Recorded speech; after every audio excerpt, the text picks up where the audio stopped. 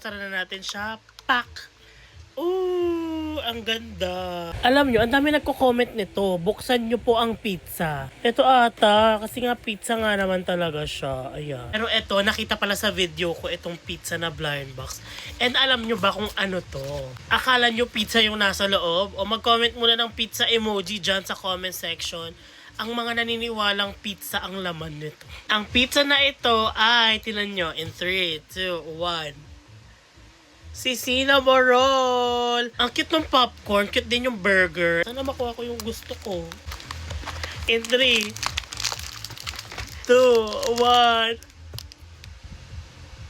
Sabi ko gusto ko yung popcorn!